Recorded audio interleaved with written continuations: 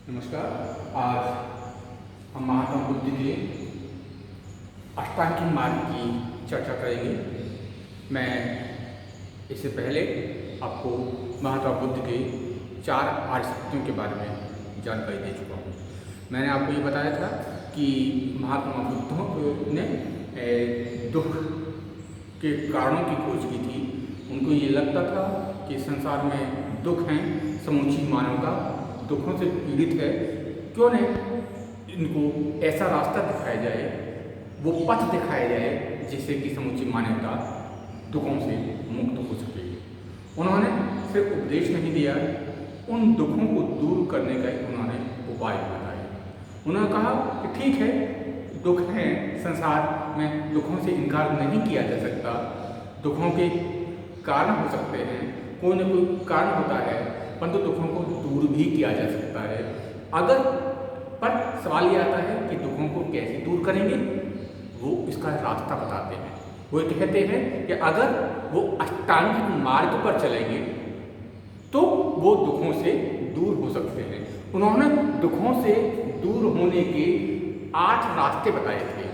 8 ये आर्य सत्य हैं, 8 ये वो सच्चाइयाँ हैं जिनके रास्ते पर चल के महात्मा बुद्ध का ये कहना है कि व्यक्ति दुखों से मुक्त हो सकता है। और इन दुखों को दूर करने के जो अष्टांगिक मार्ग थे, उसको महात्मा बुद्ध ने दुख निरोधगामिनी प्रतिपद कहा था। क्या कहा था उन्होंने? दुख निरोधगामिनी प्रतिपद, यानी कि दुख निरोध तक ले जाने वाला मार्ग। एक ऐसा रास्ता जो दुखों से दूर करता है, जिस रास्ते पर चल के हम दुखों से दूरी प्राप्त कर सकते हैं, दुखों से मुक्त हो सकते हैं, वो महात्मा बुद्ध के अनुसार दुख निरोधगामिनी प्रतिपद, यानी कि दुख के निरोध का पथ है, वो रास्ता है, और इस पर चलकर हम दुखों से मुक्ति पा सकते हैं।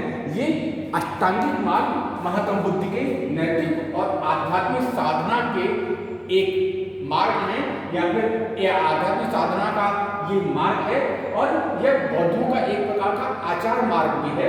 और इससे सारे जो मार्ग हैं, सारे तरीके हैं, उनमें सबसे ज़्यादा श्रेष्ठ बताया गया है। यानी कि महात्मा बुद्ध के अनुसार ये जो अष्टांगिक मार्ग है वो सारे मार्गों में सबसे ज़्यादा श्रेष्ठ है। और अपने जो पहला धर्म उपदेश उन्होंने दिया था, जिसको कि आपको याद होगा कि बौद्ध धर्म में धर्म चक्र परिवर्तन कहा जाता है, उस धर्म चक्र परिवर्तन में सारनाथ में महात्मा बुद्ध ने उपदेश देते हुए इसी मार्ग का समर्थन किया था। और उनका ये कहना था कि जिस प्रकार गंगा, यमुना, अचारती, सरयू, महानदी पूर्व की ओर बहने वाली समुद्र की ओर अभिगामिनी होती हैं, उसी प्रकार हे भिक्षुओं, अभ्यास करने पर आर्य अष्टांगिक मार्ग निर्वाण की ओर ले जाने वाला होता है। यानी कि उनका ये कहना था कि जिस प्रकार भारत की नदियाँ गंगा, यमुना, अचरावती, सरयू, महानदी पूर्व से समुद्र की ओर बहती हैं, और उसी प्रकार भिक्षुओं, अगर हम इस अष्टांगिक मार्ग पर चलेंगे तो ये रास्ता हमको निर्वाण की ओर ले जाएगा। जिस पर नदियाँ समुद्र की ओर जाती हैं, उसी प्रकार ये अष्टांगिक जो मार्ग है वो हमें निर्वाण की ओर ले जाएगा, हमको मोक्ष की ओर ले जाएगा। तो महात्मा बुद्ध का कहना है कि ये इतना महत्वपूर्ण रास्ता है, ये इतना महत्वपूर्ण पथ है, इतना महत्वपूर्ण आचार पथ है, जिस पर चल के दुखों से मुक्ति प्राप्त हो सकती है। आइए अब देखते हैं वो 8 रास्ते कौन से हैं, वो 8 तरीके कौन से हैं जिस पर चलकर महात्मा बुद्ध ये दावा करते हैं कि उनके दिखाई रास्ते पर चल के मनुष्य दुखों से मुक्ति पा सकता है। उन 8 रास्तों में सबसे पहला है सम्यक दृष्टि। पहला रास्ता है सम्यक दृष्टि, यानी कि आपका दृष्टिकोण क्या है। आपका दृष्टिकोण सत्य के प्रति होना चाहिए, आपका दृष्टिकोण यथार्थ के प्रति होना चाहिए, आपका दृष्टिकोण बुद्ध के वचनों के प्रति आपका दृष्टिकोण होना चाहिए। बुद्ध के वचनों में आपको विश्वास होना चाहिए, आर्य सत्यों का आपको ज्ञान होना चाहिए। यानी कि सम्यक दृष्टि क्या है? सत्य, यानी कि यथार्थ दृष्टि, बुद्ध के वचनों में विश्वास और आर्य सत्यों का ज्ञान। 3 मैंने बात बताई कि सत्य या यथार्थ दृष्टि होनी चाहिए, बुद्ध के वचनों के अंदर आपको फेथ होना चाहिए, विश्वास होना चाहिए, और आपको आर्य सत्यों के बारे में जानकारी होनी चाहिए। ये है, अगर आप आप इनको अपनाते हैं, ये पहला स्टेप है। यानी कि आपका पहला चरण दुखों से दूर पाने का ये है कि आपकी दृष्टि जो है वो सम्यक होनी चाहिए, सदा आपकी दृष्टि सत्य की होनी चाहिए, बुद्धि की वस्तुओं में आपको विश्वास होना चाहिए, आज सत्यों का आपको ज्ञान होना चाहिए। ये सम्यक दृष्टि है। अब अगर सम्यक दृष्टि आपने पा ली, सम्यक दृष्टि का आपने ज्ञान प्राप्त कर लिया, आपने ये प्रतिज्ञा कर ली कि मैं बुद्धि की वस्तुओं में विश्वास करूंगा, मैंने आज सत्यों को जान लिया है, मेरी दृष्टि आज सत्य वाली है, तो उसके बाद आगे का स्टेप आइए, वो आगे का जो चरण है वो सम्यक संकल्प है, सम्यक प्रतिज्ञा है। ये सम्यक संकल्प 3 प्रकार का होता है, निष्क्रम्य संकल्प, अव्यापाद संकल्प और अविहिंसा संकल्प। यानी कि अब आपको संकल्प क्या लेना है?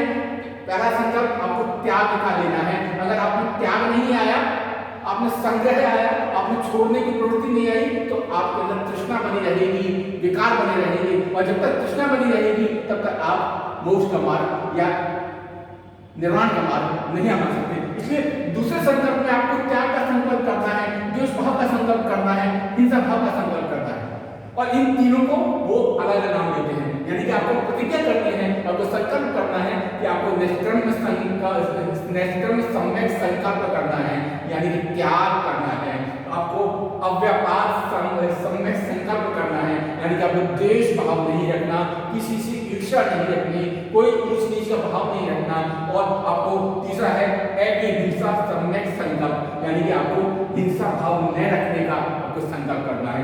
इन 3 रास्तों पर चलने का अगर आपने संकल्प कर लिया है, यानी कि आपकी दृष्टि यथार्थ है, सत्य पे चलने की है, आपका संकल्प त्याग का है, द्वेष भाव से ऊपर उठने का है, हिंसा नहीं करने का है, तो आइए उसके बाद आप तीसरे स्टेप पे आइए, तीसरे चरण में आइए, तब आप अपनी वाणी को सुधार लीजिए। अभी तक आपने संकल्प किया है, अपने मन को थोड़ा सा दृढ़ बनाया है, उसके बाद आप अपनी वाणी को सुधारिए। और वाणी एक बहुत बड़ी लोगों को प्रभावित करने की वस्तु हो सकती है। वो कहते हैं कि वाणी की सत्यता होनी चाहिए, उसमें मृदुता होनी चाहिए, प्रिय वचन हमको बोलने चाहिए। यानी कि वाणी क्या है, वाणी कैसे होनी चाहिए? वाणी सत्य होनी चाहिए, मृदु होनी चाहिए, और उस वाणी से हमको प्रिय वचन बोलना चाहिए। यानी कि सम्यक मार्ग क्या है? सत्यता, मृदुता, प्रिय वचन।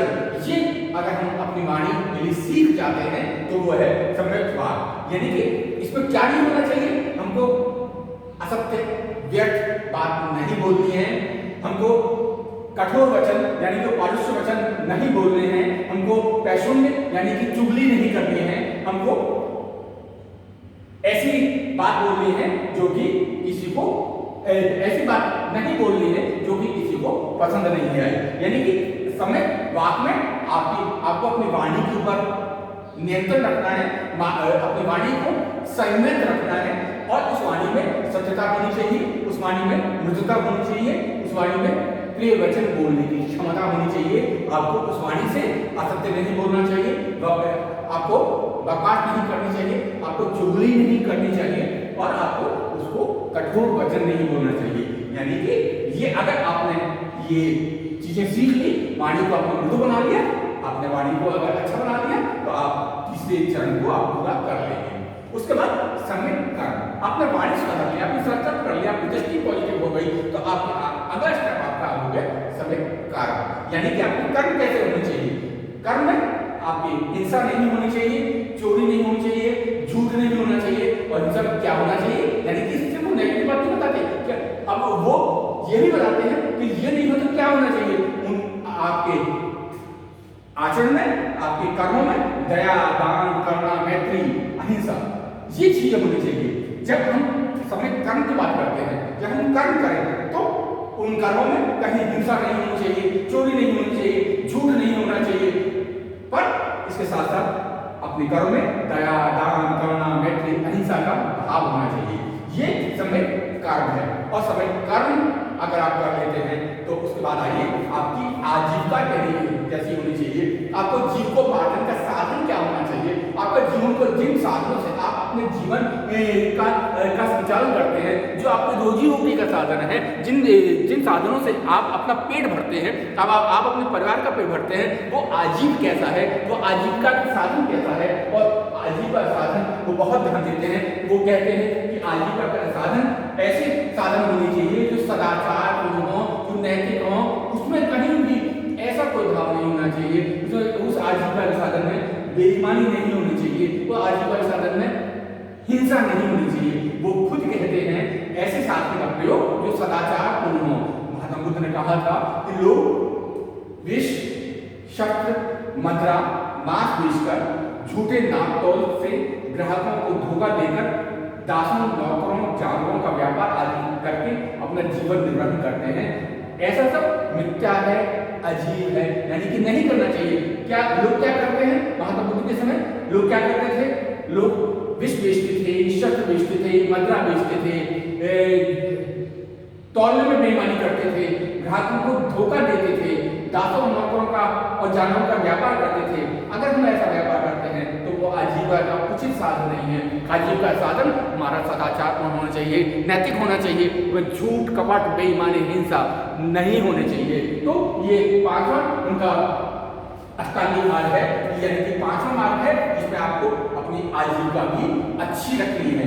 उसके बाद आपने आजीविका तक आपने अगर अभ्यास कर लिया है, उसके बाद व्यायाम, समय व्यायाम, समय अब इतनी सारी चीजें आपने सीख ली हैं।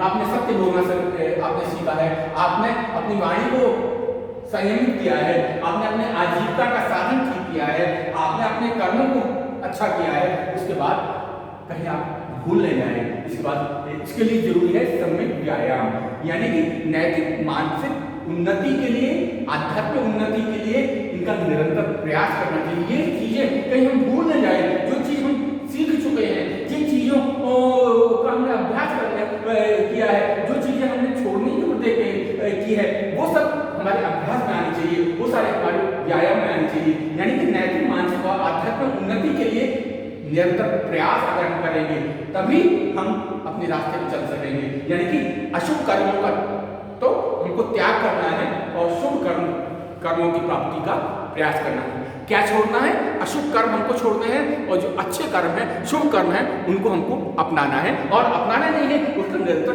अभ्यास करना है। जो अच्छी चीजें हम ग्रहण कर चुके हैं, जो अच्छा, जो शुभ चीज हमको हम अपने जीवन में उतार चुके हैं, उनका तो निरंतर अभ्यास है। और जो छोड़ चुके हैं उन चीजों को उनको छोड़ने का भी, उनको वापस ग्रहण नहीं करने का भी हमको अभ्यास करते रहना है। तो ये सम्यक व्यायाम है। और उसके बाद सम्यक स्मृति, कहीं ये चीजें जो हमने की भूल न जाए, हमारा शरीर मन दुर्बल न हो जाए। हमारे मन की दुर्बलता के कारण कहीं हम पुरानी चीजों पर, पुरानी गलत आदतों के ऊपर, जो अशुभ जो कर्म है उनके ऊपर वापस न लौट जाए, इसलिए स्मृति जरूरी है। यानी कि जो गंदे अशुभ वस्तुएं जो हम छोड़ चुके हैं और जो शुभ चीजें हम ले चुके हैं, उनकी स्मृति जरूरी है। यानी कि शरीर और मन की दुर्बलता की निरंतर स्मृति। जो शरीर है, जो मन है, उसकी कमजोरियों को हम निरंतर याद करें, मन भटकेगा बार बार। हमारा इंद्रिय जो सांसारिक सुखों को लेने के लिए निरंतर प्रयास करेगी, हमको प्रेरित करेगी। हमको ध्यान रखना है, हम अष्टांगी मार्ग की चल रहे हैं, हम दुखों को छोड़ने की बात कर रहे हैं। इसलिए जब तक हम जो चीज छोड़ चुके हैं उनको वापस नहीं लेना, जो अच्छे कर्म हमने अपना रखे हैं उसको हमको निरंतर याद रखते रहना है। यानी कि शरीर और मन की दुर्बलता की निरंतर स्मृति रखनी है, निरंतर उनको याद रखना है। ये है सम्यक स्मृति। बुद्ध कहते थे कि सदा जागरूक रहिए, स्मृतिवान रहिए, यानी कि जागरूक रहना है, स्मृतिवान बनना है। ऐसा ही भिक्षु जो है, जो निरंतर जागरूक रहता है, स्मृतिवान होता है, वैसा ही भिक्षु तृष्णाजाल के बंधन को काटकर निर्वाण प्राप्त करता है। यानी कि ये जो चीजें हमने की हैं, शुभ वस्तुएं जो है, शुभ जो है उसको लेना है, अशुभ जो है उसको छोड़ना है और उसको निरंतर याद रखना है, निरंतर उसका प्रयास करना है। जो ऐसा कर लेता है वही निर्वाण को प्राप्त कर सकता है। और जब स्मृति भी हो जाती है, अंतिम चरण में सम्यक समाधि। यानी कि क्या बोला, इन 7 चीजें आपने निरंतर अभ्यास कर ली, आपको क्या, आप सांसारिक मोह माया से ऊपर उठ गए, आपने ध्यान रखा, आपने अशुभ चीजों को छोड़ दिया, परंतु उसका नतीजा क्या मिलेगा? उसका संतोष मिलेगा। आप समाधि की अवस्था में पहुंच जाएंगे, समाधि की अवस्था जिसमें निर्विकल्प प्रज्ञा को प्राप्त होगी। ये संसार मेरा नहीं है, संसार की वस्तुएं जो दुर्गवान है, मुझे अशुभ कर्म नहीं करने हैं, मुझे शुभ कर्म करने हैं। ये समाधि की स्थिति होती है जिसका उद्देश्य होता है निर्विकल्प प्रज्ञा की प्राप्ति। यानी निर्विकल्प प्रज्ञा की अनुभूति होने लगती है समाधि की अवस्था में। बुद्ध ने यानी कि ये अष्टांगिक मार्ग ये समाधि उस अष्टांगिक मार्ग का अंतिम चरण था। पर साथ साथ बता दूं, इस अष्टांगिक मार्ग को बुद्ध ने शील, समाधि और प्रज्ञा के अंदर समेटा है। अष्टांगिक मार्ग को महात्मा बुद्ध ने शील, समाधि और प्रज्ञा के अंदर समेटा है। और जितने भी अष्टांगिक मार्ग हैं वो यानी 8 रास्ते हैं इस शील, समाधि और प्रज्ञा में आ जाते हैं। ये जो शील, समाधि, प्रज्ञा है ये बौद्ध धर्म की, बौद्ध शास्त्रों की आधारशिला है, आचारशिला है। ये तीनों ही रास्ते अष्टांगिक मार्ग के अंदर निहित हैं। अब जैसे शील में क्या आता है, उसमें सम्यक वाक, सम्यक कर्म और सम्यक आजीव, वाणी, कर्म और आजीविका ये शील में आते हैं। व्यायाम, स्मृति और समाधि ये समाधि में आते हैं। और समय दृष्टि और संकल्प प्रज्ञा में आते हैं। शील का मतलब है सदाचार, समाधि का मतलब होता है ध्यान और प्रज्ञा का मतलब है सत्य की यथार्थ अनुभूति। यानी शील क्या है, सदाचार है, समाधि क्या है, ध्यान की अवस्था है, और प्रज्ञा क्या है, सत्य का यथार्थ ज्ञान है। जो शील, समाधि और प्रज्ञा के रास्ते पे चल पड़ता है वो सांसारिक दुखों से ऊपर उठ जाता है, वो निर्वाण को प्राप्त करता है, वो सांसारिक मोह बंधन से दूर हो जाता है। तो महात्मा बुद्ध ये कहते हैं कि अगर हम अष्टांगिक मार्ग पर चलेंगे, अगर उनके दिखाए हुए रास्ते पर चलेंगे तो हम इस संसार के दुखों से ऊपर उठ सकते हैं और हमको मोक्ष प्राप्त हो सकता है, निर्वाण प्राप्त हो सकता है। धन्यवाद।